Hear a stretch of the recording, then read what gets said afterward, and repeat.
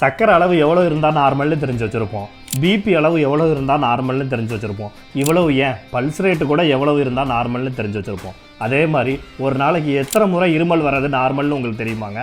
வணக்கங்க, நான் doctor Fazil Arif, consultant pulmonologist. இருமல் அப்படின்னாலே அது ஒரு நோயோட சிம்டம் அப்படின்னு நினச்சிட்டு இருப்போம். இது இல்லைங்க.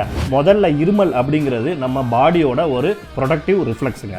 நம்மளுடைய மூச்சுப்பாதை, நம்மளுடைய லங்ஸ், இதில் சளி, தூசி, ஃபாரின் பாடிஸ் இது எதுவுமே தேங்கி இருக்காமல் இருக்கிறதுக்கும் அதே மாதிரி புறை ஏறாமல் இருக்கிறதுக்கும் இருமல் ரொம்ப ரொம்ப அவசியங்க. ஸோ இந்த இருமல் ஒரு நாளைக்கு நார்மலாக எத்தனை முறை வர்றதுக்கு வாய்ப்பு இருக்குது அப்படின்னு பார்த்தா, ஒரு 18 வயசு நிறைஞ்ச ஒரு அடல்ட்டுக்கு ஒரு நாளைக்கு 14 16 முறை வரதுக்கு வாய்ப்பு இருக்குங்க.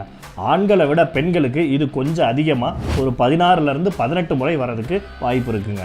இதுவே குழந்தைங்களுக்கு பார்த்தோம்னா, அதுவும் குறிப்பாக 1 வயசுக்கு கீழே இருக்க குழந்தைங்களுக்கு பார்த்தோம்னா ஒரு நாளைக்கு 30 34 முறை கூட இருமல் நார்மலாக வர்றதுக்கு வாய்ப்பு இருக்குங்க.